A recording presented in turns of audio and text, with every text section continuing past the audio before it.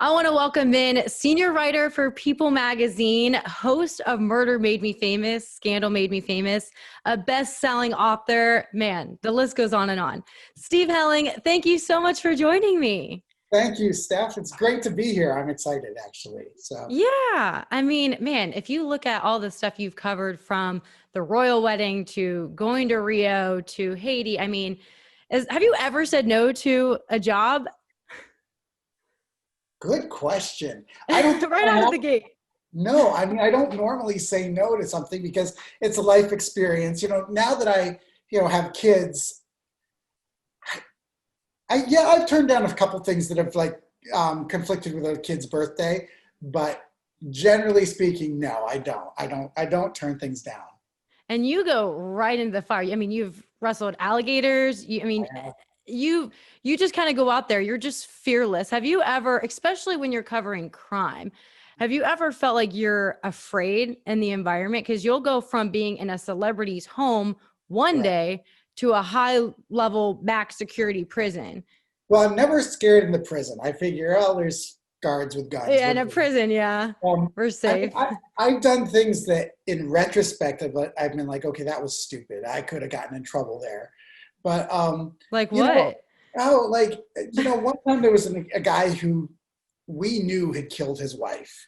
And he was still out. So I flew out to LA because he lived in LA, and I knocked on his door and I was like, I'd like to talk to you about the murder of your wife. And he's like, come on in. And I come into the house and everything. And so he says he had allegedly killed her in St. Martin. So he's Which like, case is this? his name, what was her name? Her name was Lita Cortez. It's never been solved, but he was always the person of interest. He somehow talked me into flying down. The murderer? Yes, to St. Martin, the alleged murder. Just flying down to St. Martin and driving me around in these weird back areas and everything. And afterwards, I was like, I don't even think I told everybody where I was going to be. Like, that was stupid. Wait, okay. So a murderer, someone you know committed the murder, Yeah. said, hey, get on a flight and come over. Yeah, come on down. It'll be great. I'll show you around the island.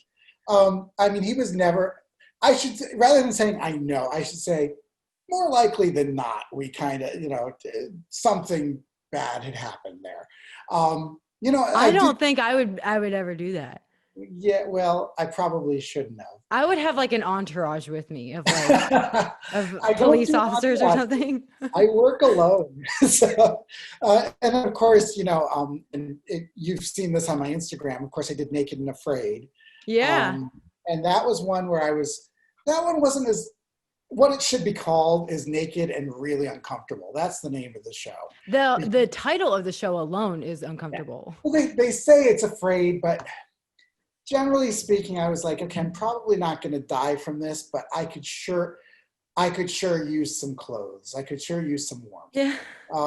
So yeah, generally speaking, and here's the thing, People Magazine, we do all these different things. We do celebrity stuff. We do non-celebrity stuff. And I am one of the few, I would say, who really is willing to, they kind of know that they can come to me and be like, hey, you want to do this new reality show? And I'll be like, yeah, sure, I'll do it. So, well, it's gotten you far. I mean, you've done just about everything. It's been a remarkable run of really fun. There's very few things that I've done that I'd say I wouldn't do again. So. Oh, like go to a murderer's house. I wouldn't do that again. Well, I say that I probably would, but I probably know better. There's going to be a good story to come from it, probably. Exactly. And you know what? It makes you interesting at parties. Yeah. Parties, I have the stories. Let's just say. What's your icebreaker? So my icebreaker generally is. It depends on the crew. I mean, Naked and Afraid is a great one. I did another show for the Discovery Channel called Darkness, where they put me in a cave, and I had to try and escape, but I didn't have any light, so I was just feeling in the dark, and got a little bit claustrophobic there. That's a great one. I was about to say, were you buried ever? I've never been buried alive, but let's do that next. That's something you would do? I would do it, and I would not. I don't think I'm a claustrophobic person, but I do get a little bit nervous when I'm putting my trust in somebody else, Someone whether else. it's or whatever. So if I'm being buried alive, I'm putting my trust that somebody's gonna dig me up. Yeah. Yeah, Like maybe I wouldn't do it. what's So one thing that stood out? I mean, does anything surprise you anymore? very few things surprise me. It's you see a lot when you work in this industry, and you see a lot, as I work with a lot of athletes. Yeah. So you see a lot with athletes. Nothing surprises me there anymore. Yeah, it's very rare that something happens where I'd say, I never could have predicted. Now, let me rephrase that. I'll say all the time, I never predicted that. But then I think to myself, yeah, well, ultimately, what did we think was going to happen? So I don't generally get shocked at things. Has your editor ever come to you and be like, that's not real? Like some of the stuff's just so mind blowing that they I, just don't even believe it. I am very, very good at recording everything that I do. You've also proven your credibility over the course Yeah, of I your mean, career. I've been with People Magazine for 20 years. Right. So I started when I was very young, and I've survived, I don't know how many rounds of Physically survived as well. physically survived it. I have scars all over my body from different things to do with People Magazine. But That's yeah, great. Like I'm a journalist, but I got all these scars. I do. Like my legs and feet are that's from Naked and Afraid. I have this scar on my back from the Darkness show. I've gotten to do some really great things, and if what's a little flesh wound now and then. So Yeah. Well, you mentioned the crazy lives of athletes, and I primarily have covered sports. right. And I was recently listening to your podcast, Murder Made Me Famous, on Aaron Hernandez.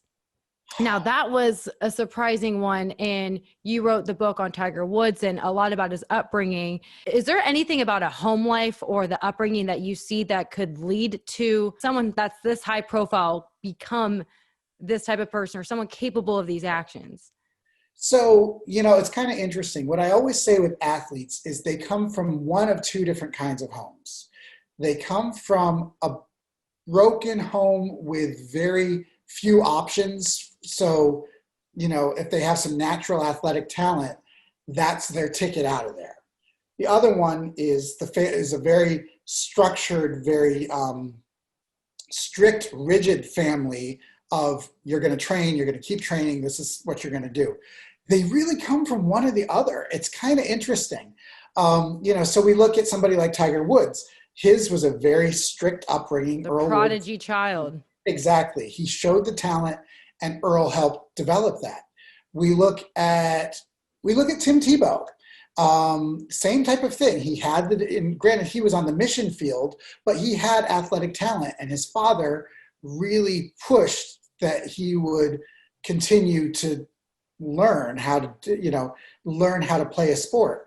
Aaron Hernandez didn't have that type of family. So what he was doing, he did a lot of his training on his own, in some ways to get himself out of where he was. So it's kind of interesting. You do see the difference there. And, Aaron, of course, there's all this talk about CTE, and there's all this talk about, was there brain injury? And there was certainly a brain injury, but the violent and antisocial behavior didn't come from nowhere. Certainly that was something that was, that was taught for many years before the CTE really grabbed hold of his brain.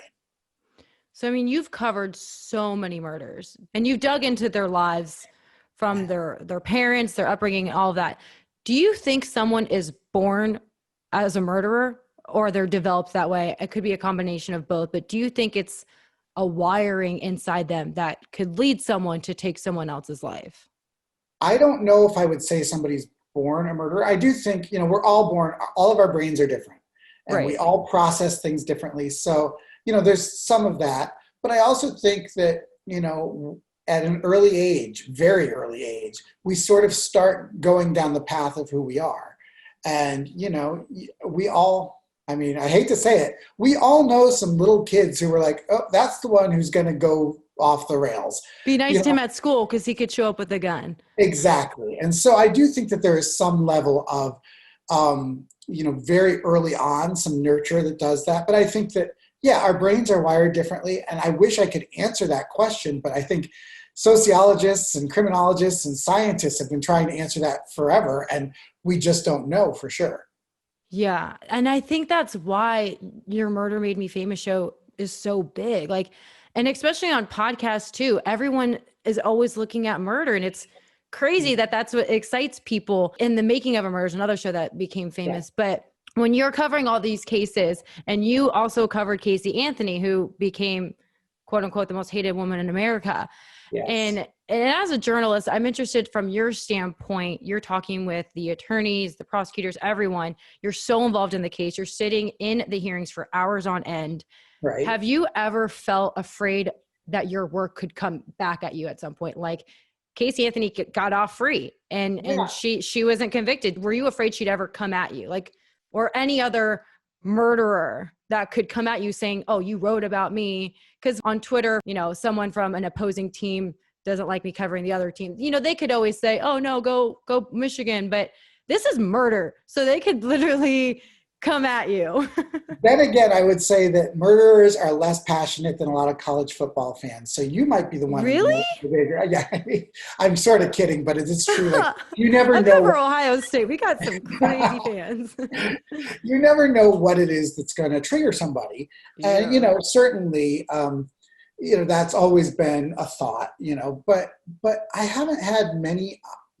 I'm not afraid that Casey Anthony is going to show up at my door. For one thing, I'm not a 2-year-old girl, so she can't exactly smother me and put me in her trunk. But, I'm not afraid of that. But I am afraid sometimes of the people around certain murderers. You mentioned Making a Murderer, and I did an episode of Murder Made Me Famous about Steve Avery, and he has some very strong supporters who really blew up all my social media for a long time. But then on top of it all, my phone number got posted, so I was getting phone calls. And I've had the same phone number for the last 20 years because people need to be able to reach me. So, sometimes I'll look at it and I'll see that it's ringing and I don't know the number, and I'm like, yeah, I'm not picking up. I've only a couple times had people who I felt like crossed a line and like accosted me out in person. Doesn't happen as much as you'd think, because I do try to be very fair-minded about the stories that I do. I really don't try to, I don't want to, I'm not Nancy Grace who just, starts spouting off about things that may or may not be legally provable. I don't want to get sued, and I'm very careful not to. But yeah, I mean, there was a right during the Casey Anthony case, there was this big shame on Steve Helling, we hate Steve Helling Facebook group that at one point had something like 1,400 members, and I'm like, 1,400 people hate me for my coverage? You just have to deal with it. I also listened to a panel you did with PR, and would you say bad publicity a thing? Oh, yes. Yes. There is definitely such a thing as bad publicity. I mean, Tiger Woods' scandal is a great example. That's bad publicity. You don't want that. What you want with publicity is to drive people towards you, not away from you. Now, bad publicity can work really well. I mean, the only reason they'll read your stuff. Yeah, exactly. Bad publicity can work well, but I always say it's a risky thing to do, and sometimes it's better for everything to be sunshine and unicorns and rainbows and flowers. So yeah. Well, going back to Tiger Woods, in probably the biggest comeback in sports history. Yes. And social media played such a huge part in his story and, the scandal and all that. Plus he had injuries. He had so much to overcome. Do you think that anxiety and affected his play and became a huge factor in his back set? Absolutely. I think any sport that we're talking about, certainly there has to be a level of focus. There has to be a level of mentally getting yourself there. golf may be one of the sports that's even more so than some of the others. And so when his focus left, in 2009, 2010, 2011, Mm-hmm. he was flailing, and we all saw that. Obviously, he had back issues. He had all sorts of different issues. But yes, he was anxious. He was depressed. He wasn't sleeping. All of that, it certainly affected him. So when you look at players, when they go through that, what do you think it is that gets them to climb out? Because in Tiger's situation, his family was the scandal. So his family, he didn't have his support of his family, but how do you think he overcame that and just clawed his way out? Yeah. I like to think I'm mentally tough, you're mentally tough, but a lot of these athletes are so far beyond mentally tough compared to you or I. And sometimes it takes a short time, sometimes it takes a longer time to shake it off and move on. I'm trying to think of another good example. You have to be able to leave it all, it's almost a cliche to leave it all, in the locker room, go out there, do your thing. And so, a lot of times we don't even know the hardships that these athletes are going through because they are focused, on the field, on the court, wherever they're at. And so I think Tiger just took some time. It took him a while. He had to get his life back on track before he really, he was able to focus. So, he got divorced from Elin. He, got into a new relationship that was going well. And then things started kind of coming together for him. On the other thing that people don't remember is that back when Tiger obviously got himself in trouble, he was also developing a brand new swing. So, there was more going on than just the scandal. And he probably would have had a little dip without the scandal. He probably would have had a little dip in performance as he mastered his new swing anyway. It's just everything happened at once. And the media took over and ran with the scandal. And I even read that his search for his social media was 80-90% his golf. And then after the scandal, it was all scandal. And Right. so for a lot of players, a lot of fans, especially during the pandemic, this was really talked about, is that sports is an escape. But when your escape becomes your source of anxiety, that just shakes the whole, like the recovery process. Right. So that's why Tiger's comeback, I would say, is the biggest comeback. Would you say that's the biggest comeback in sports? Oh, yeah. I mean, it certainly is right up there if it isn't the biggest one. And the thing is, we have to remember when we're talking about sports, any sort of sports, and part of the reason why I cover so much sports at People Magazine is because I'm a sports fan. I mean, The Giants. Yeah, go Giant. It's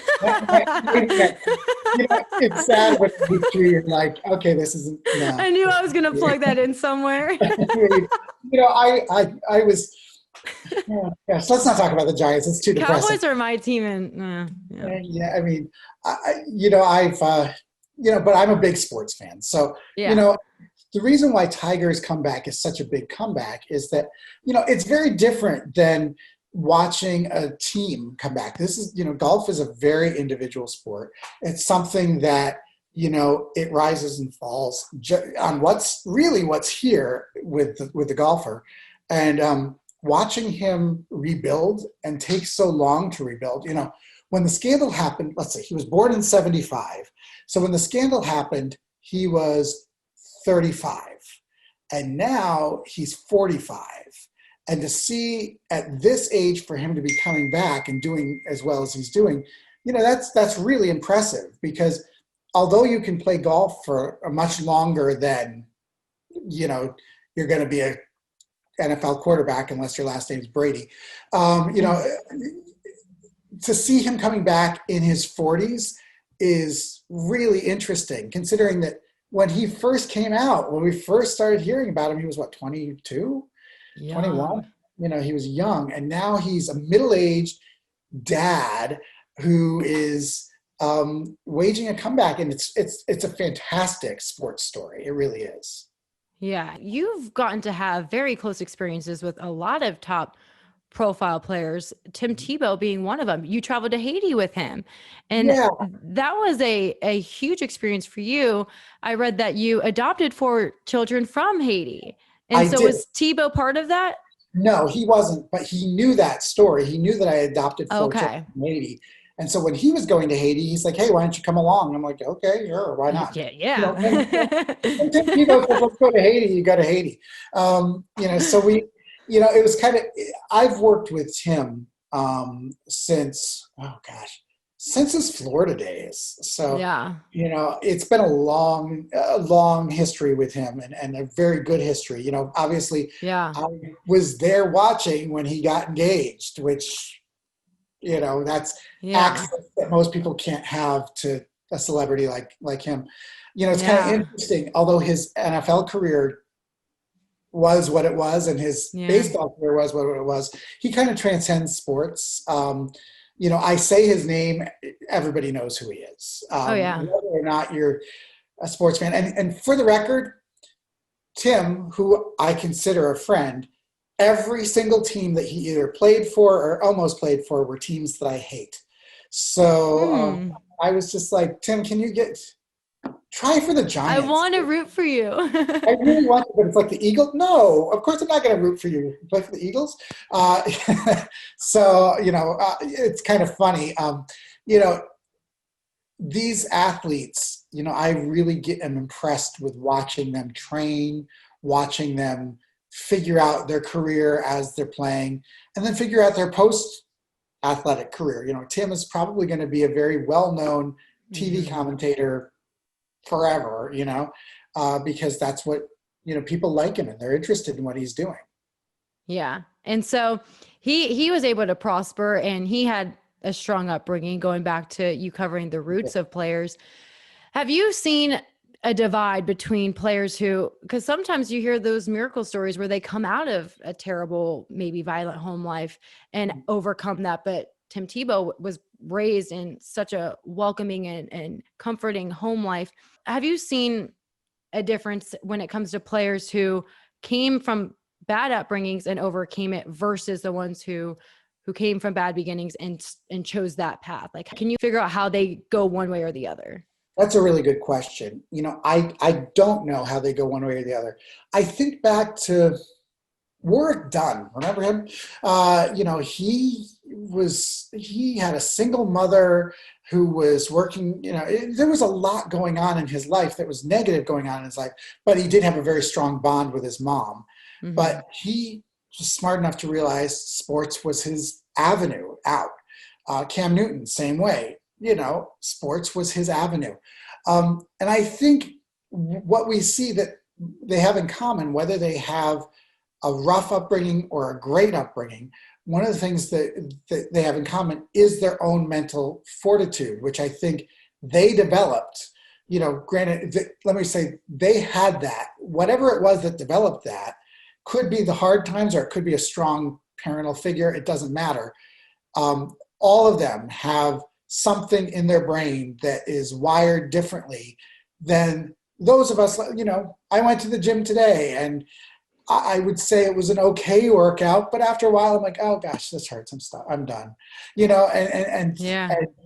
And these, if you've ever gotten to be in a gym with any of these players and you watch them train, it's totally different. It's like they go to another place as they're training, which is someplace I can't get there. And I've tried. I've been trying for my entire life. I can't get there, but they can. And it's really interesting to watch. And it's eye-opening and it makes me a little bit jealous. You even see that kind of thing in corporate world. Like when I cover the culture at Ohio State, I can say they came out of this pandemic strong because their staff, their players, everyone's bought in because of the culture they cultivated. Same thing at a work environment. If you have a bad manager, you're not internally motivated to do a good job. So It is curious to see how external factors can affect the internal factors as well, and how a player, even celebrities you've covered, developed. Like some celebrities, how they choose one path or the other in the light of scandal. I've heard you talk about the difference between Lindsay Lohan's exposure in her scandal versus Miley Cyrus, who monetized it. Right, exactly. It's focus. It's all about focus. Yeah.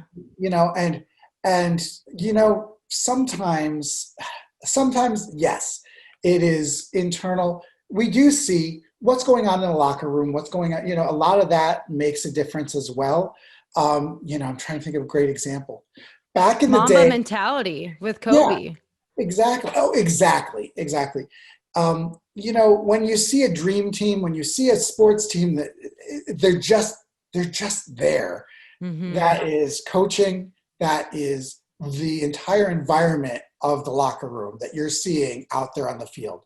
And it's kind of interesting, if what I always say is, if you're fighting, you're not working, you're distracted, you're not striving together for something. And when you see fighting, yes, sometimes the natural talent of these players can mean that it's a cohesive unit, but generally speaking, fighting and backbiting and all the politics in the locker room will destroy you out on the field or on the court. Yeah. Like the relationships are everything, especially in journalism as well. Going back to that PR conversation you had, where a lot of times as a journalist, you're covering a scandal and you have to think, okay, well, I have this information, using it versus not using it, cultivating that relationship. What has your experience been in situations like that? You're covering such high profile players and scandals or stories, and you have sources, and you even wrote the book on Tiger Woods and his scandal. How this you isn't beer, focused on by the his. way. It's sparkling water. But yeah, so when you're as a journalist and you have this information and you're growing the relationships, when you're building a story, walk me through that thought process. I mean, it's got to be strategic, but also It's you're very not. strategic. Yeah. And I failed before. I'm going to take my lumps on something. I knew pretty early on with Tiger Woods that, the persona that they were trying to put out there, the happy family man, that I knew that stuff was going on behind the scenes. He lived in Orlando. I was in Orlando. And he would go to the clubs. He would go to the Blue Martini, and he would be seen with women that weren't his wife while he was married. But I buried it because I thought, well, I'm not going to out whatever is going on. I need that relationship down the road. I need that relationship. I had a very good relationship with Earl Woods, his dad. And of course, when he passed, I still had a great relationship with Tiger, but Earl was the one who it was before the days of texting, and I can't imagine that Earl was much of a texter. When the phone would ring and it would be his number, I'd be like, okay, well, clear the rest of my afternoon because we're going to be talking. Oh, boy. But yeah, I mean, yes, I had really worked on nurturing this relationship, which was great. But when trouble came, I kind of buried it until somebody else, until that weird, bizarre, car accident happened, and then you couldn't hide it. So I try a lot harder not to do that now. I have had to report on negative things on people who I really like, but it's newsworthy and something that they've done. And I know that they understand. I'm certainly going to report it as fairly as I can, as balanced as I can, and as compassionately as I can. I mean, the Tiger Woods scandal is a great example. At the end of the day, this was a rich, young, handsome athlete who liked to have sex. That's not exactly stop the presses, but it was against the brand that they had built for so long. Right. Now, everybody kind of knows when I'm dealing with them that, look, I will give you a fair shake in anything that happens, but certainly I'm going to have to report, God forbid, and I don't, just let me be 100% clear, I have no clue, that nothing that thinks that this would happen. If Tim Tebow got into some big scandal, whatever it is, I would have to cover it. I would hope that my 12 years of relationship with him would be enough that I could, first of all, get the access that I need, but also that he trusts me enough that I'm not going to throw him under the bus, but I have to report, if he got arrested for something, I'd have to report on the arrest. And I think there does have to be a little bit of professional distance. As much as you might like an athlete, they have to know that I can be very friendly. I can even say I'm sort of their friend, but I'm not really their friend. I mean, it's not my job to help them bury the bodies. It's my job to help them get justice, perhaps. But, I can't be complicit in what people are doing. And that's a really tough balancing act, especially with athletes, because singers, actors, all of them, they've got their team, they've got their group around them and everything. Right. And their job is pretending for a living. Yeah. Athletes, what you see is what you get, Yeah. and what they're doing on the, what any of them are doing on the field is them. It's them doing it. It's not some character that they're playing. Yeah. And especially when it comes to players now, they're using their platform and covering sports. How do you think it's changed sports journalism, especially for me covering Big Ten? When it came to social media, journalism looked different this time around, because there'll be some Twitter accounts with, quote unquote sources, tweeting things, and then some networks covering, politics, and, another network opposing it. Just talk about some of the changes you've seen in sports media and journalism. Yeah. I mean, we're in a world now. In fact, I just disabled my Facebook and I may never go back to it. Because we're in a world now where everybody's got their microphone, everybody's got their platform, everybody has things to say. And I actually understand why it's happening. And I don't think it's necessarily a bad thing that it's happening. Mm-hmm. I think, unfortunately, I think that we're in very weird times right now. And everybody feels like, I need to stand up for whatever it is that I believe in, whatever it is. I mean, this didn't start with Colin. This was going on long before him. And when I spoke to him about it back, when he was still playing and, he was taking a knee. 2015, 2016. Yeah. It would have been around then. He did say, I'm just doing what I think is right. And we're all trying to teach our kids, stand up for what you believe in, do what you think is right. And then when somebody else does it, we're like, but not that. So, I do see both sides of it. I do see why people didn't like the way that he was doing it. And here's something that people don't necessarily know. He understood that too. He understood that the way he was doing things was going to be a distraction for some people. And he made the decision to keep doing it anyway. And, we've talked about Tebow a lot. He understood these are not stupid people. He understood that, taking a knee, doing the Tebow after scoring or whatever was going to be misinterpreted by some people and not going to be appreciated by everybody. Mm-hmm. And that's kind of what taking a stand is. We don't all take a stand because we think everybody's going to like us. Otherwise, there's no stand that we have to take. Do you think it would have gone differently if someone other than Kaepernick were to start that initiative?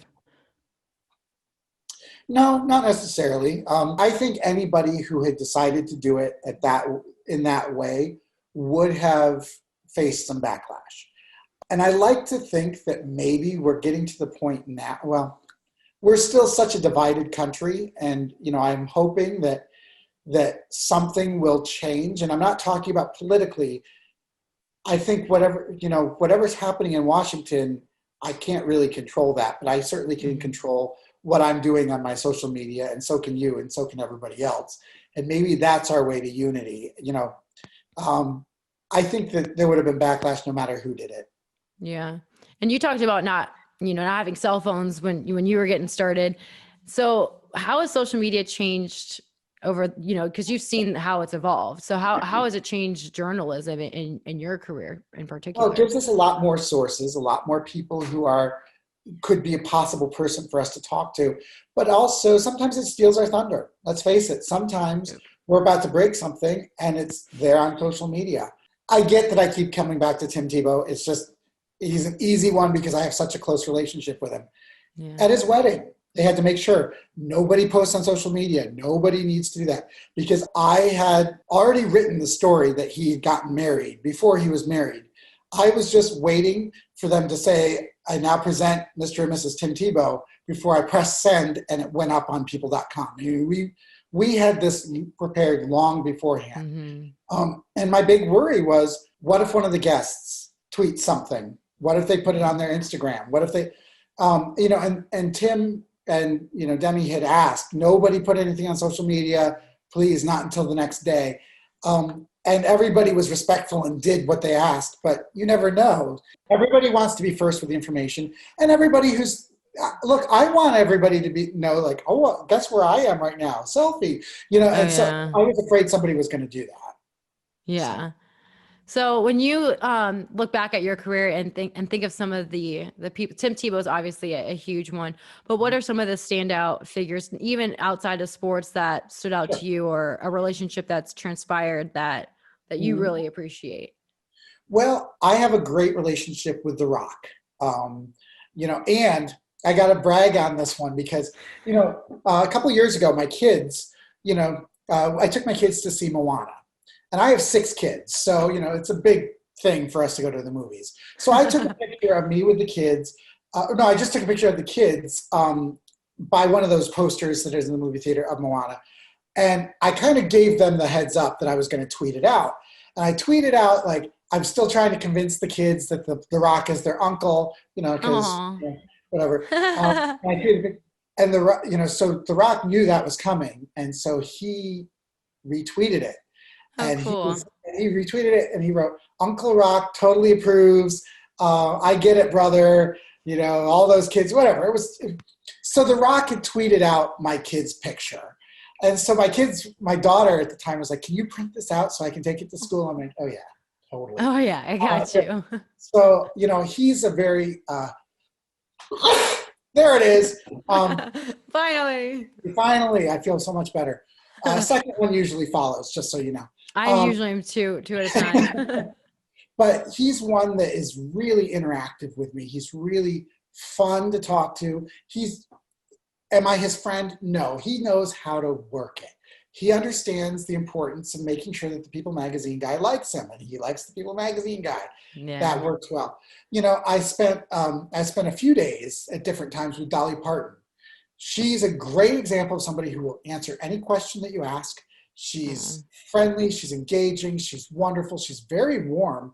But I always say, I'm under no delusions that I stand out from the millions of people who've talked to Dolly Parton in her lifetime. She talks to all sorts of reporters. Is she going to be like, that's Steve Helling, he's my favorite? No. But, I've had a good relationship with her and with her team around her. Let's see. I mean, Usher was one of the first, I was the first reporter that he ever let come into his house. Oh, wow. And so I spent a day with him and we went on a bike ride, which, okay. And that was a great one there. Hugh Jackman and I swapped stories about our kids. That kind of worked out well.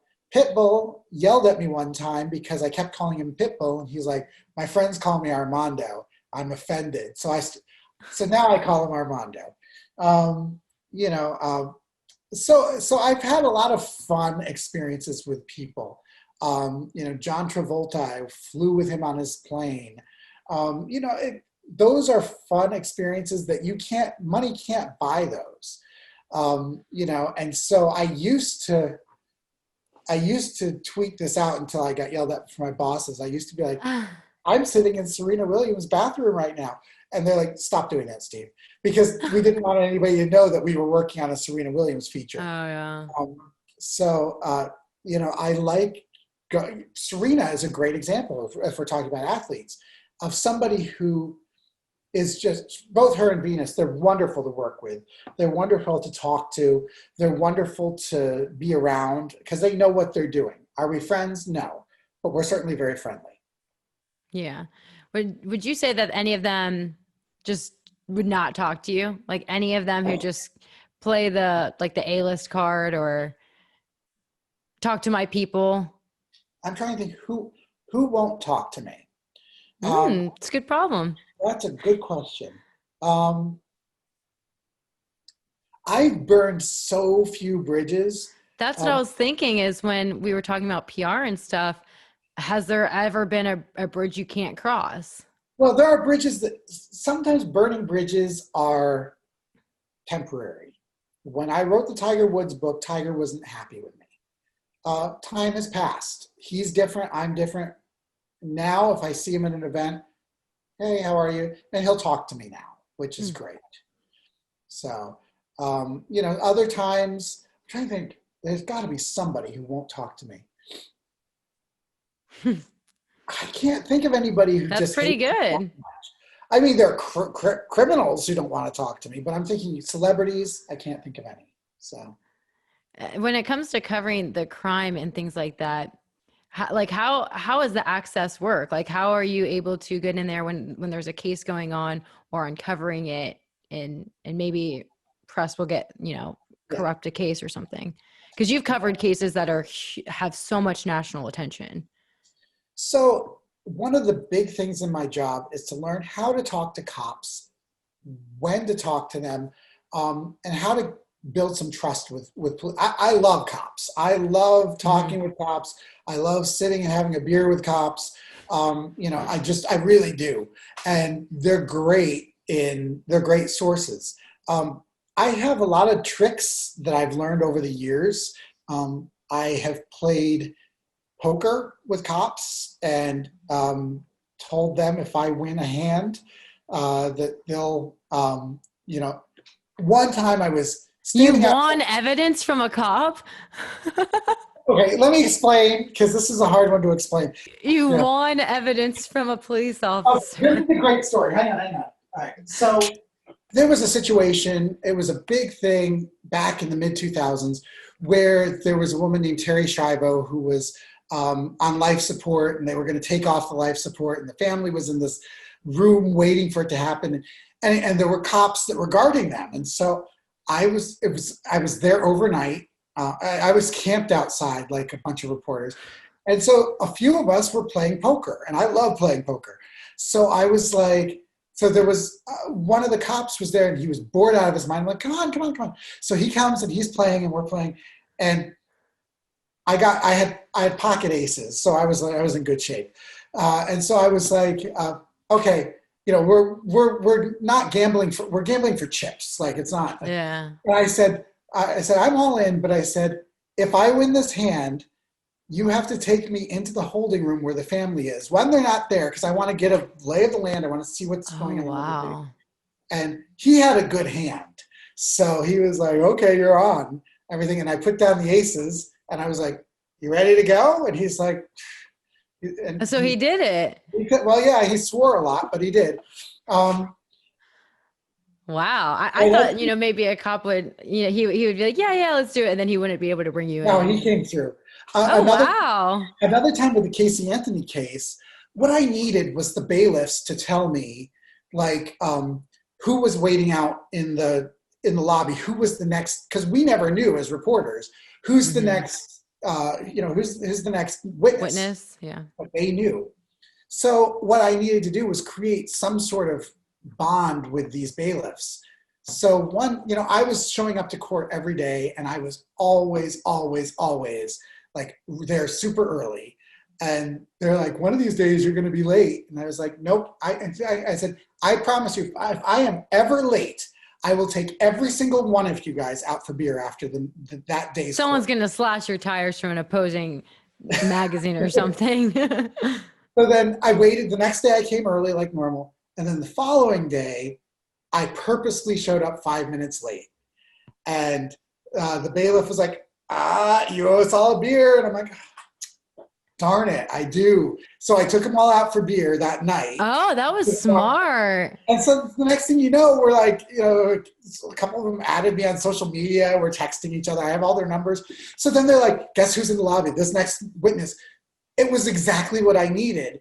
And so you trusted it too. You didn't doubt like, oh, they're just messing with me. I mean, that's the type of thing. If they screwed me over, I would know pretty quickly because that person didn't take the stand. And that's kind of how you play the game. You make sure that you're creating some sort of relationship, some sort of bond. And in fact, I run into some of those bailiffs all the time, like, because I eat at a Chipotle up the street from the courthouse, and they eat there because they like to see where the food is prepared. And so I've run into them, and they'd be like, "Hey, Steve, how are you?" That's what you're trying to do as a reporter. That's exactly how it is for me, even on the field. At the Michigan game, they weren't going to let reporters on, and you just got to sweet talk and be like, this is my job. I came out here like, come on, I just got to get two live hits and I'm good. And it's never failed me. Never. What I find is that people in general, they want to help. They want to be helpful people. They want to be good people. If you're kind to them, if you're nice to them, if you're respectful to them, they'll try to help you. And here's the thing. Now I'm going to go into dad mode for a second. We should all try to be kind and respectful, whether or not we're going to get something from the other person. Oh, yeah. But, generally speaking, I like people to like me. I don't want to be hated. I don't want people to think I'm obnoxious, although I can be. Get a couple drinks in me. You never can tell. But, I want to be liked and I want to be cared for. And so because of that, I feel like it's the same thing with whether it's a clerk at the courthouse or a cop, an athlete, the athlete's agent. Everybody wants to be as helpful as you can be. And if you're not a jerk, they're going to you have a better chance of them helping. Very few things have ever come through for me because I've been aggressive or mean or nothing has ever worked for me when you're disrespectful. It just doesn't work. Especially in this business when relationships are everything. Exactly. You'll get weeded out quick if you aren't, and it's always like whenever you are trying to foster a relationship with someone you write on or you report on, you got to reach out to them even when you don't want anything and just build that relationship for years to come. I do my expense reports for People Magazine, and we're a little bit tight on money these days, just everybody is. But I was just doing an expense report, and I'm always having to be like, okay, let me explain this $140 lunch. So, and I'll explain. I'll be like, okay, so this reality star was in town, and it's always a thing.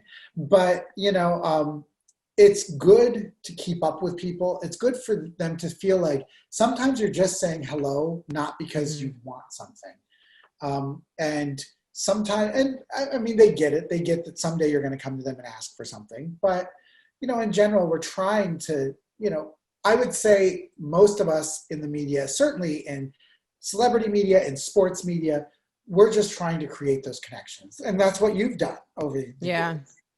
Yeah. How would you look back at, the early days of your career and how you were growing it?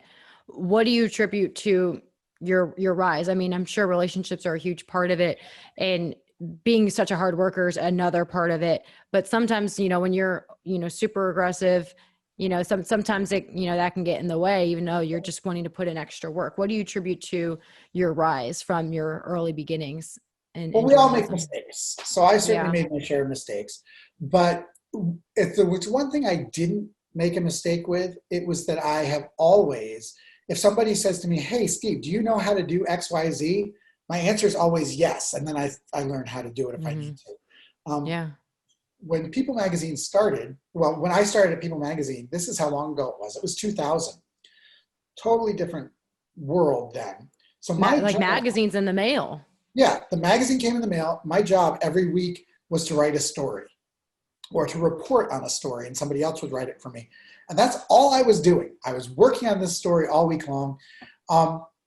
Well, a few years passed by, and they start doing a lot of stuff online. And they were like, hey, we need you to write stories for people.com. there were reporters and writers at the magazine at the time who were like, I'm not doing that. I don't write for the internet. I write for a magazine. Well, none of them are with us anymore. You know, we all write for, you know, you have to go with the flow. The first time I ever did like a real national TV show was, you know, I was like, oh yeah, I can do it. I was scared out of my mind. It was something on CNN. And I was like, you know, I knew a million people were watching, and you just do it. And you get through it, and you're not great, but you get through it. You're probably better at what you do than you think you are at what you do sometimes. And we're our own worst critics. You know, I remember watching that one and being like, oh, I don't like how I blinked so much. I don't like how, I hate the sound of my own voice. I hate it. Oh, I love it. I love it. Hate it. And so I remember watching it and being like, oh, nobody's going to want to watch me. You're your own worst critic. You know, we all think that, you know, people are looking at our funny nose, or that we're too fat, or whatever. People aren't really doing that. They really feed into confidence.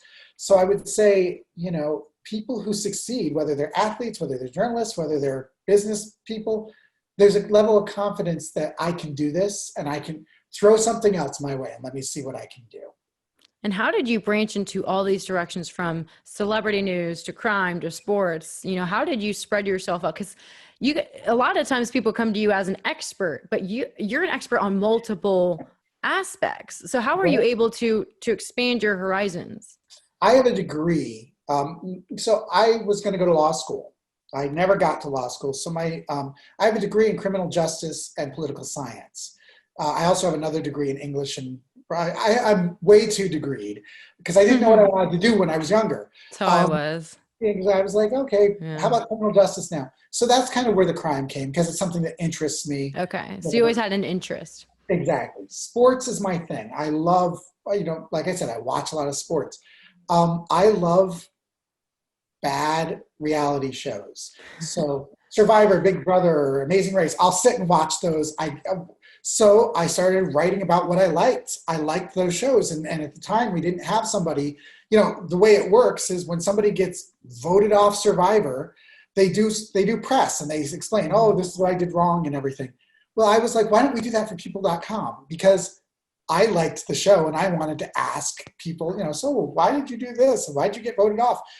And, you know, when you stick with those things that you like, it kind of branches out, you know, and it's a small world. You hear it all the time, but an athlete who I cover today could be on a reality show tomorrow, and then they could be doing business the next day. And, you know, you never know what they're going to do. So yeah, you were able to spread yourself through and really provide lots of journalism insight and all the fun stories that you've covered. What's a story within a story where you're covering something, and as you're going through the process, what's, you know, a few stories that you remember, whether they're good or bad? Yeah, that's a good question. Because a lot of the stories, like especially for me as a reporter, the behind the scenes stuff is what people like to see, and that's not what we air. So anything from, you know, the interactions or so something I'm that going to happened. be a little bit cryptic, but you may be able to figure this one out. So there was a TV show that was really popular in the late 80s, early 90s that took place in a high school and was on Saturday mornings. So that we decided to get the cast of that reunited again because we wanted to know what's going on with all these characters and where they are. So this was about 20 years after the show had gone off the air. We had them all together, and they all showed up and they all looked great, except for one who just, he was too screechy for us. But the rest of them, we kept on. And one of the other... Very cryptic. Very cryptic, yes. One of the other high school students who, you know, actors or actresses, showed up in a very bad way, clearly on something, not, you know, they were incoherent. They looked terrific, but they were incoherent. And so the question was, do we break the story that this person is, you know, struggling either with drugs or mental issues? We didn't know at the time what it was.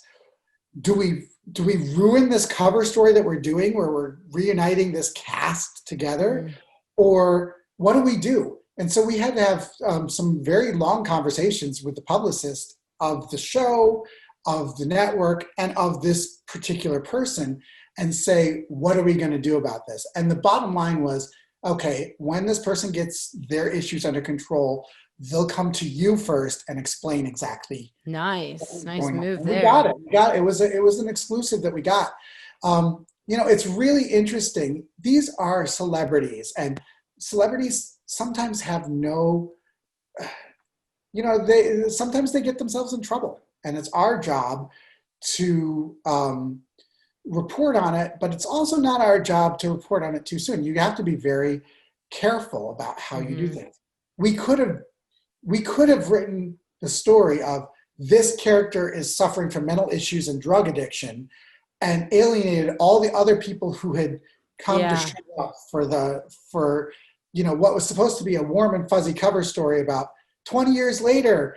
Let's see these adults who you knew as kids. So, do you think that, not in particular your employer, but maybe just the business, in situations like that, does the dollar become more important, or the viewers or readers? Because that could derail the progress of the person's recovery. Do you think that gets considered, or do you think it's more of the bottom line? Well, I mean, I don't think, and I know everybody thinks that we're all heartless people. I don't want, I get sad when celebrities divorce, because I've been through a divorce. I know that it sucks. Yeah. I certainly don't want or intend in my life to make things worse for anybody. Right. Well, not you in particular, but like whether it's the network or the magazine or something. I don't think anybody wants bad things to befall other people. I'd like to think that we don't live that way. But I would say that, certainly there's a reason why, especially in the 80s and 90s, actresses were clearly having eating disorders, and the networks would just keep working them. Things like that happen. What I like to do is, when I see that somebody is struggling, sometimes doing media can help that person or can help other people in the same situation. Yeah. So how can we responsibly do this in a way that doesn't hurt that person's recovery and doesn't, but yet is still doing my job? Because, it is my job to do these stories. And I think, generally speaking, knock on wood, I've learned a lot of the balances that you need to have. And I think that's an issue that a lot of high profile names, celebrities, athletes, whatever, can fall into. Why do you think that type of environment is? Like in the case when we talked about athletes and them having tons of issues off the field a lot of the time, do you think it's just because they have all this attention on them and this is, their time to shine, and they just have the opportunity everywhere? Very few people tell you no when you're rich and famous. Right. Especially, here's the thing. I was not the quarterback of my football team in high school. So I wasn't and I spent most of high school trying to get the attention of the quarterback and the head cheerleader and everything. That's just kind of what I did. And most of us, the vast majority of us, are that way. So when you see an Aaron Hernandez long before his scandal, well, he is a professional athlete. I want to be his friend. I want to be around him. I want to do whatever he does. Nobody's going to tell him no. Nobody's going to, nobody's going to even say to him, hey, dude, you're going down the wrong road. Nobody's going to do that, because we want to still be close to that person. And so, a lot of these celebrities have entourages and friends, but most of them are not real friends. A real friend says to you, hey, look, what you're doing is concerning to me, and I need to help you with this. And I'll be the first to say that I probably wouldn't have been back with Aaron Hernandez beforehand. And I spoke to him many times over the years. I wasn't going to be the one to be like, hey, let me help you with these issues that you've got, because that's a very hard conversation to have, and you have to be a very strong person to do that. And so I think these celebrities find themselves with a lot of people around them, but they're often very alone. And that's something that needs to, if any of you are ever around a celebrity and you see them doing something that they shouldn't do, it's the right thing to do, which is hard. It's a matter of integrity. The right thing to do is to say, hey, listen, you're headed to destruction if you keep doing this. But people don't normally do that.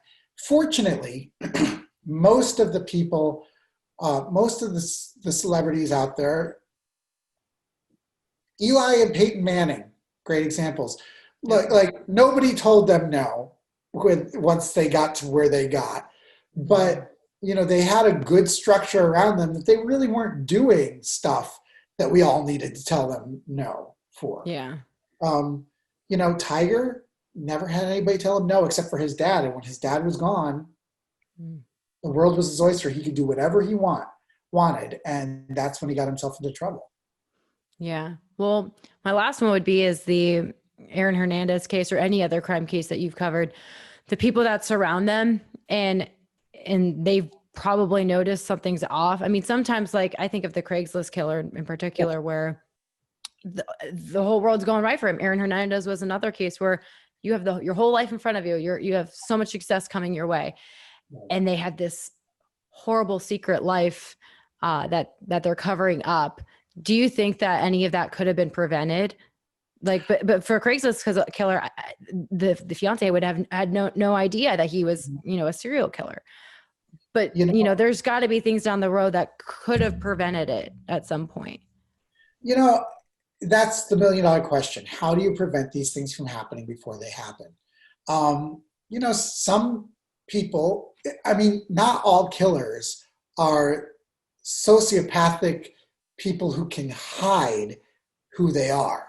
You see cracks in the armor a lot of the time with these people. And, I do think that the right intervention with people before the fact is really what helps. How many mass shootings have we had? And I feel like, we can politicize things all we want when it comes to guns or mental health or whatever.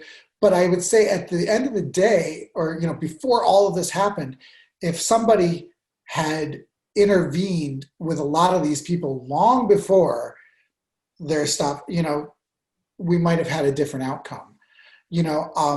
I was very fortunate when I grew up to have not only really supportive parents, but my dad was a teacher, so all the teachers were his coworkers. It sucked to be in 7th grade and have your dad as your band teacher. Let me just say that's the worst. But, I had people who kind of kept an eye on me, and I'm not even saying in a crack the whip type of way, but I'm saying I knew people were involved in my life. And a lot of these people who end up getting in such trouble, the people involved in their life are dysfunctional, or nobody's involved in their life. So we look at a Casey Anthony or a Jodi Arias or a Scott Peterson or whatever, and they didn't have the stability of people who were really working to help make them better people. Yeah. And the one that I think of also is the voice singer, Christina Grimmie, which I believe was in Orlando.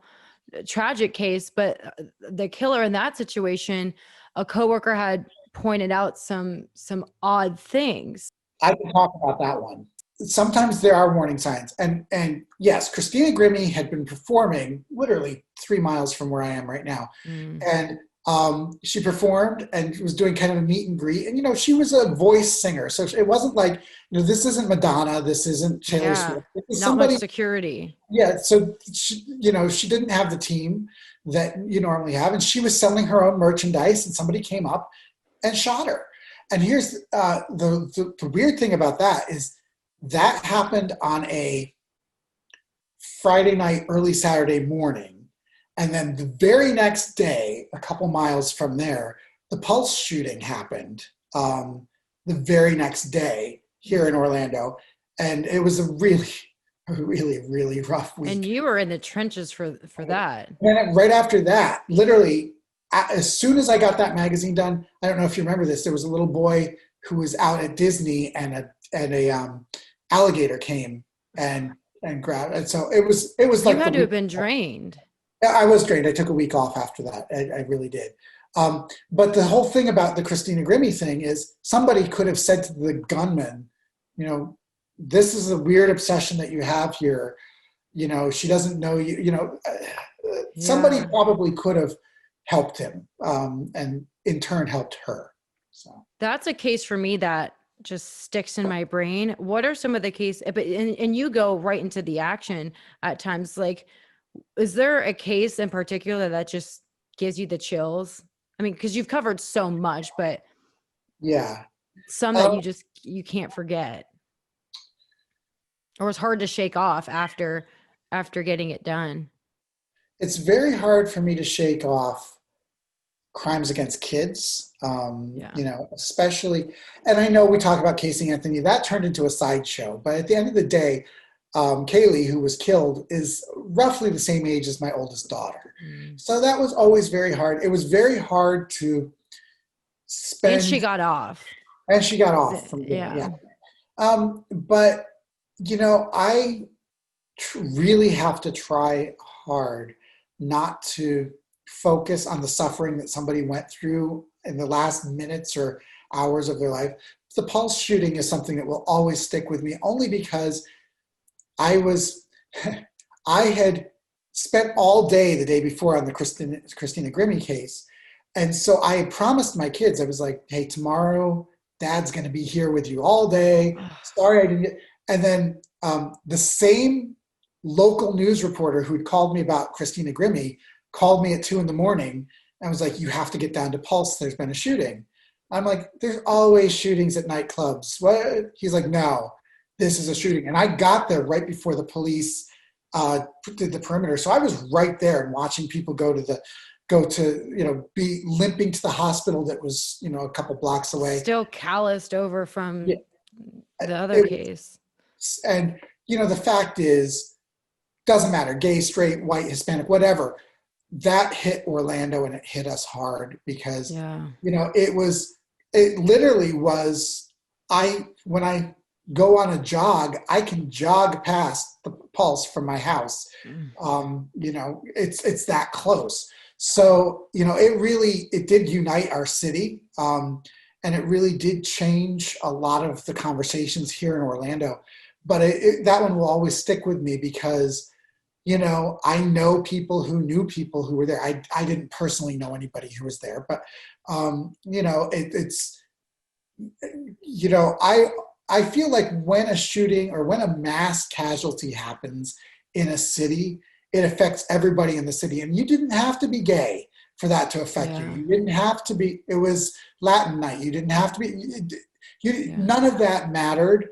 All that mattered was, this is the place I drive by every day, and 50 people got shot and killed. Well, hundreds of people, but 50 people. And in that moment, it's historic. I lived in Dallas during the time of the mass shooting on police officers. Yes. And so when you're sitting there, like, whether you're a journalist or not, you just sit there and it's like the world is moving around you. Right. And it's just hard to believe. And then you have to go and tell that story. So in a case like that hits so close to home, do you think you told it in a different way? I did. Well, here was the thing. They sent 3 other reporters from across the country here because the shooting happened on a Saturday night to Sunday morning, early Sunday morning. We go to press on Monday night. So we had gotten a list of the victims from the police, and we wanted to get pictures of all of them. Our cover story has pictures of all 49 victims. And that was round the clock work. I had 3 other reporters here, and I was pulling everybody's address, all the family's addresses and everything. And I was saying, okay, these 7 are down in this area. You go there, you go do this. So there was an adrenaline. And so, I don't usually get emotional while I'm doing the story. And I didn't get emotional during the reporting on it. And so then the night after we went to press, we went to press really early Tuesday morning. I got a couple hours of sleep, but I was tossing and turning and I was exhausted. And I drove to there was like a little memorial near Pulse, outside the police perimeter. And I just sat there and that's when I cried and that's when I lost it, because, it's horrible to see people lose their lives violently anytime, but on a mass level, Pulse will always stick with me. And I have talked to, this community still has its scars from it. I interviewed one of the survivors and we went to a Starbucks, and we go there and he was so antsy and he was like, we sat down, he's like, I need this space where I can see the door. And so about, I don't know, literally 5 minutes into the interview, he's like, I can't do this. He's like, can you follow me home and just interview me at my house? And I was like, yes, of course. Wow. So we sat on the living room couch and I interviewed him there. That's the reality of dealing with people who've gone through the aftermath of these things. Is there a case outside of that one that also there's a victim that you just, it's hard to interview just because of how affected they are? Yeah. That's a good question. Or a family member. The Sandy Hook shooting was a very, very hard one for me. Having to talk to family members who lost a 6-year-old, a 7-year-old. I don't know how you deal with that. I was actually flying out to LA when it happened, because it was the finale of Survivor of all things. And so I landed in LA and got in a flight back. But so that one was a very hard one. I spent a long time on the Natalie Holloway disappearance in Aruba, and dealing with her mom and dad. Her mom was very vocal. Yeah. Her mom was very vocal and very strong publicly, but then would have her moments of breakdown because I think the only worse thing than having a child be killed is for something to happen to your child and you don't know. You don't know. Not because knowing's the worst. They need the closure. Is worse than probably your mind goes to some very dark places. So you look into the eyes of a serial killer when you interview them. Yes. Do you have a feeling in your body when you're talking to them, or has there ever been a moment that their answer just shakes you? You're just like, how could that come out of their mouth? There have been moments where, interviewing killers is kind of a strange thing because so many of them are in denial, that because they're in denial and they're telling you, oh, I didn't do it, and they truly believe that they didn't do it, or at least I do think that there's sometimes they're in a manic. Yeah, they blacked it out. It's kind of interesting because I don't know that I've sat with people that I would say are. Yeah, I have. I've been around some people that I would say are evil, but most of them are. There's something just twisted in their mind, and something really warped, and that's fascinating to sit across somebody who, because you and I can have a conversation, and we have a common ground. We have we a humane level of communication. Yes. Like you and I can have a conversation, and we can talk about some tragedy that happens, and we can feel bad about that tragedy. And I would say, like I said earlier, most of us want sunshine and happiness and lambs skipping through meadows. Like we all want happy lives.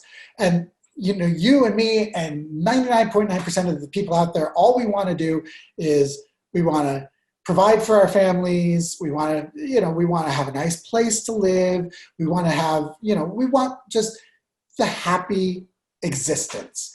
Mm-hmm. You talk to these people and what they want is very, very different. And it's very. What do you think they want? I think that one of the things I find with most people who've killed somebody is that they have a problem with impulse control, whatever that is. So like, look, we all have problems. Like, we've all eaten that second piece of cake because we don't have the impulse control. But you and I both know that, like, I like to think that the reason why I don't go out and shoot up somebody or whatever, it's not because I'm afraid of being arrested. I don't want to be arrested. I don't want to go to jail. But I also don't want to go rob a liquor store. Like, that's wrong. Living with that, even. Yeah, it's something I would never do. Do you sense guilt in them ever, or is it just they're just minds elsewhere? Sometimes there's guilt. The guilt that I tend to see are when they're behind bars.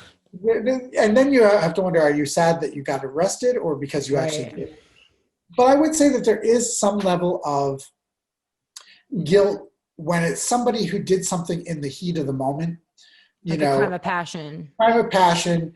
You know, I years ago, the reigning Miss Savannah, Georgia, caught her boyfriend cheating. So she drives out to the house where he's cheating with his girlfriend, catches him right there. She's furious. She has a licensed gun. This just happened with Earl Thomas. Yeah, exactly. This just happened. He shoots him. And honestly, I look back on that story, and she wasn't even really aiming. She was just kind of, the bullet hits. She was yelling with a gun, essentially. Yes. The bullet hits him in the leg. He bleeds out. He dies. She's arrested, obviously. That was a crime of passion, and she felt terrible about it. What was her sentence? What was her sentence? She was sentenced, but it was not. Because that wasn't it was premeditated. That was like, she's out now, but she spent some time in jail. Wow. And the thing was, like, that was somebody who I would say, okay, probably not evil. She needed some impulse control there. Like, you don't, and I get it. Like, I can understand she was upset. She went over there to confront him. The problem is when you pulled out your gun. Like, I get it. You could sit there and yell at him on the front porch. Fine, whatever. But why would you ever grab the gun? That's the thing. Yeah, exactly. So, I mean, certainly she, and that's the type of thing where I say, okay, they definitely belong in jail. But I don't know if 15 minutes before that shooting, I would say that's an evil person who's up to no good. And I think those are the people who feel guilty, usually when when they snap over something, and the best part of that story, which isn't the best part at all, is that she wasn't stripped of her title of Miss Savannah, and there was a conversation. She was out on bond when the Miss Georgia pageant was happening, and she wanted to compete in Miss Georgia with her ankle bracelet, which in a way I'm like, that would have been a pageant interest worth watching. Whoa. That's a little. That was. Let me tell you. So now I do think her mind is twisted. It wasn't, she thinks she can compete. I mean, everybody. Sweetheart, you are not a role model now. I mean, I'm not a big beauty pageant fan as it is, but it's like, I like to think that if you shot your boyfriend, you can't, you don't get the sash and the crown. So I kind of asked you this earlier, but addiction is a genetic trait. Like, being addicted to something, it can be passed down. And you talked about murderers being impulsive. Do you think that might be something that could contribute to their actions down the road? Like, especially a serial killer who gets a high on that. Right. I kind of look at that impulse control as the same thing as every single one of us who's made it to a certain age can remember a time that we didn't guard our impulses, whatever they were. And it doesn't have to be about, I joke about having the second piece of cake, but look, I have gone to a casino before, and after I've gambled my money away, I've been like, let me just take out a little bit of cash. Yeah. That's an impulse that everything in you should be like, okay, wait a second. The house just won, just walk away. And we don't. We go we take out And more that's money. not right or wrong though. That's just like, yeah, Right. maybe a better choice elsewise, but impulsive Um, on something that's clearly right. wrong, you know? Well, the thing is, I think the same things happen in your brain, even when it's a wrong thing. Look, I can think of times that I have said something to somebody, something hurtful, something crappy that I've Mhm. said to somebody, and I knew I shouldn't say it, and I even take a second and I say it anyway. I think if you had me under an MRI and you were watching my brain scan and everything, I think there are certain things in your brain that fire when you do that. And when you crossed a line. Right, Yeah. exactly. And we can all think of times like that. I I think that, it's when somebody does something that's against not only their better judgment, but against their moral code of what's right and wrong, um, that there's something that switches in the brain. That doesn't mean, and I want to be very, very clear, that that doesn't mean that, we all face consequences for whatever we do. Yeah. And, I get it. Like, I would say the majority of people who have killed somebody while drunk driving are not horrible people. They made a horrible mistake, but yes, you pay for that horrible mistake. Like, Right. there's a consequence to it. Yeah. I would say with Aaron Hernandez or whatever, anybody who has problems with their impulse control in crime, I would say that the same thing happens where you're just going to do what you're doing anyhow because you want to do it in that moment. And we all should have learned at a young age, we don't get to do everything we want. We don't say things because it's how we felt at the time. We don't take something from the store because we want it. We don't hit somebody because we're angry at them. We don't kill somebody for any other reason.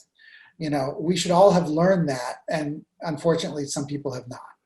What about the serial killers who aren't necessarily maybe impulsive, but they plan this? The Green River Killer, Craigslist Killer, Ted Bundy, they seek out a particular type of victim and then they commit the crime of killing them. So there's a difference to me between impulsive and compulsive. An Okay. impulsive person does something because I'm so mad I'm going to punch you in the jaw. Mm-hmm. A compulsive person could be, we'll use the punching in the jaw thing. Impulsive means you say something to me, I get pissed off and I hit you. Compulsive means that you say something to me and it makes me so angry and so then I'm starting to plan, okay, when she gets out of work tomorrow, I'm going to be there and I'm going to punch her in the jaw because I'm so mad at what she just said to me. And it's kind of planned, but there's a compulsive behavior where it's like, you can't, I shouldn't say you can't, you should be able to stop yourself. They don't stop themselves, and they would say they can't stop themselves from doing something premeditated that they want to do, even though it's the wrong thing to do. I think there's a compulsion with a lot of different crimes. I think certainly with serial killers, there's a compulsion where it's like, I've gotten that high, now I need to get that high again by killing somebody else.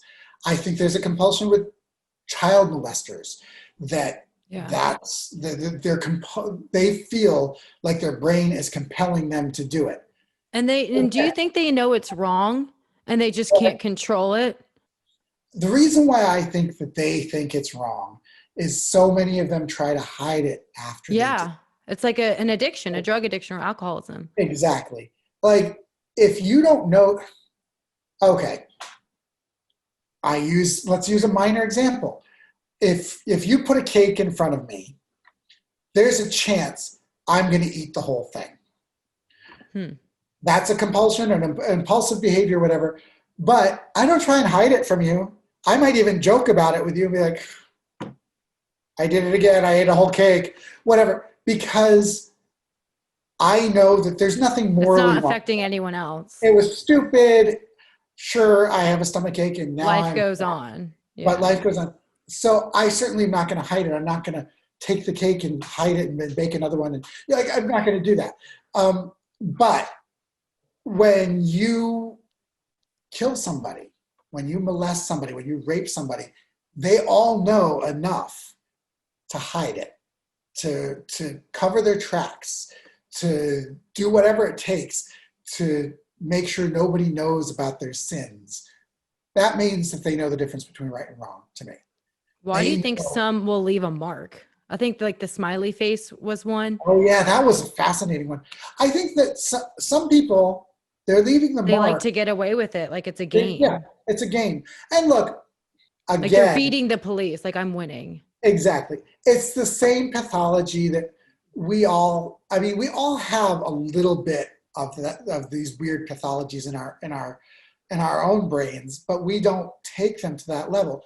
Like there have been times that when you're playing a good game of basketball and you score, you want Trash to make talk. sure that they know that it was me and everything. I want the credit for this. I want whatever. It's the same idea. I do it. Honestly, I am going to say I was playing Monopoly with 4 friends the other day, or 3 friends the other day. So I was 4, and I won. I mean, and it was the type of thing I want them to know. Like, it's not, I don't want to win because I want to win. I want you all to lose. Like, but, you know, I'm the so opposite. I think I just like to win. It's like the it self was, pride. it was, so I think there's some of that. And that a lot of these traits are not necessarily bad traits. They can be funny traits. They can be fun. They can be whatever. But when we're talking about murder and crimes and that type of thing, then they're horrible. And so I think some people leave their mark because they just want to. They're playing a game of cat and mouse, and that they get a thrill from doing that.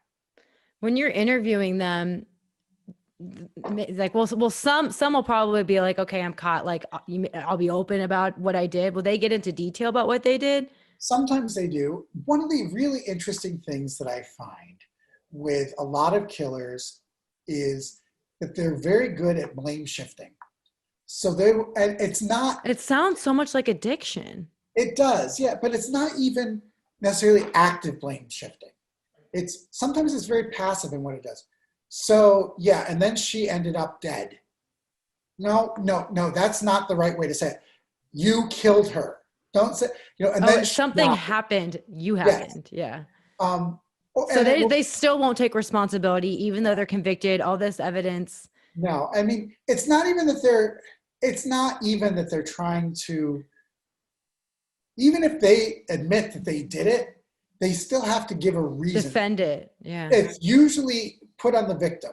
It's usually, yeah, and I'm using that as an example. It's like, the BTK killer was one of them, that when he was going through his laundry list of what he did, he'd be like, and then this family, I met this family and everything, and she died this way and he died that way. Well, no, she didn't just die that way. You killed her that way. He didn't just, pass away. You actively did that. But that's not the way that they talk. Do you think it's in their head or just what they say to you to maybe not look as bad? Or do you truly think that? I do think it's the way they think. Yeah. I have talked to one of the, because more times than not that you think that it just happened, like they do that, or do you think on any occasion they'll be like, yeah, I did that? Like, do any of them ever have any acknowledgement? I think that there's some acknowledgement, but I think that they always feel like there's some justification for it in their head. So they never truly understand that they're. I interviewed a guy one time. His name was Kevin Kinder, and I interviewed him as part of a story I was interviewing this woman she's a big crusader, and she has gotten so many sex offenders in Florida locked up for violating their parole. She's awesome. Well, the whole spark of that is that her son had been molested by this guy named Kevin Kinder. So I did an interview with Kevin Kinder. And the way he talked about everything, he would be like, yeah, well, and then we had sex. It's like, no, you didn't. And I did. That one, I kind of kept pulling him back. I'm like, well, no, what happened was you took advantage of I don't remember how old the kid was, 9. You're parenting a killer into it, yeah. You can't you can't use the passive tone and be like, and then this happened. No, you did it, and you got to take responsibility for it. And we all have a little bit of that. Like, I could say to you today, oh yeah, me and my ex-wife, we argued. Well, no, maybe I said something that I shouldn't have said. Yeah. And, or maybe she did, whatever. But sometimes it's me. Like, we all have to understand. And I think rational people, all of us understand that we sometimes do toxic things that, fortunately for the vast majority of us, it's not these horrible things, but we all do things that we need to own up to doing. And I'll be the first one to say that during my divorce, I was not always the kindest person to my ex-wife. And she would, and we're actually very amicable now. She would probably say to you, yeah, I said some things to Steve I shouldn't have said to, like, normal people have regrets for the things that we did when we hurt somebody's feelings, when we hurt somebody physically, whatever. A lot of these serial killers, a lot of these people don't have those type of regrets. They're more like, oh, this happened, or, she was in the wrong place at the wrong time. A lot of people even downplaying it, like not even acknowledging the extent that it's murder, making it such a minor thing. Yes. I had a guy one time say, oh yeah, she was in the wrong place at the wrong time. It's like, no, it wasn't the wrong place. How is being at the convenience store the wrong place at the wrong time? It's not. She was where she was allowed to be. You were in the wrong place at the wrong time and did the wrong thing. That's very different than, that's victim blaming to say, oh, this woman, this cashier at the basically saying it's her fault she died. Yeah, at the hands of the killer. And that is something that we sometimes say about a random act. Oh, she was in the wrong place at the wrong time. No, I'm thinking of one in particular where she was a cashier at a convenience store. He came in to rob it. It went bad. He shot her. She's dead. And that was his answer. It's like, no, her doing her job to sell stuff at a gas station is not her being at the wrong place at the wrong time. And that's actually something that I'm very careful not to say in a situation with, where a murder happens or something like that. The victim isn't in the wrong place at the wrong time. The killer is. Do you think that when they're sitting in jail, I mean, I can imagine if you kill someone, you sit in jail, you sit there and you just live a life of such guilt. Do you think that that's their life? No. You live a life of guilt because you are a decent person. A lot of people in jail are, everybody in jail, oh, I got set up. I didn't do, I think of, remember when Marion Barry, the Washington, D.C. mayor, got caught on video smoking crack. And I don't know how family friendly we are, but his answer was, the bitch set me up. No, wait. Maybe, but you made the decision. You dug into it, yeah. It's like you can set me up for certain things, and I'll totally do them. Again, if you have me over, and if you make a good steak and it's not on my diet, yeah, you can set me up, and I will eat that steak. But who ate the steak? I did, not you. Yeah. Just because you put it there doesn't mean, or anything like that. I mean, I have 6 children. And so they're always like, everything they do wasn't their fault. It was somebody else's fault. And we're really, my ex and I are both very big on, no, own your crap, own what you did. I hit her because I was angry and I shouldn't have. And now I'm going to face the punishment. You need to do that. And it doesn't matter what she did, and when you have 6 kids, and my kids are very close in age. Right now, the oldest one is 14 and the youngest one is 9. But 5 years ago, when the oldest one was 9 and the youngest one was 4, that was a rough year. They were constantly, she did this, he did that. And a lot of these killers never outgrow that. Nobody ever said to them, no, it's not her fault. It is not her fault that you did that. It's your fault. You reacted like you shouldn't. And, personal responsibility is unfortunately something that not everybody has.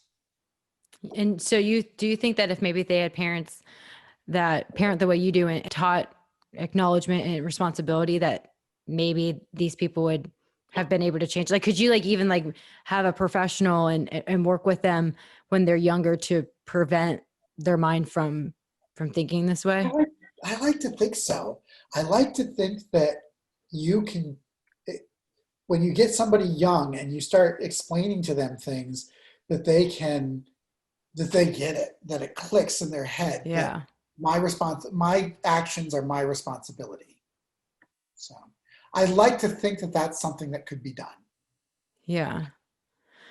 Well, that was exciting. I really appreciate all of your Thank you insight. very I mean, every time you would have an answer, I would have like 6 questions I much. want to ask, like from different angles, whether it's like, I could your talk about prof. this stuff all I day. know, and I don't mean to keep you, but I'm just like everything you say and every experience you've ever had is just so fascinating to me. And you work with celebrities all the time.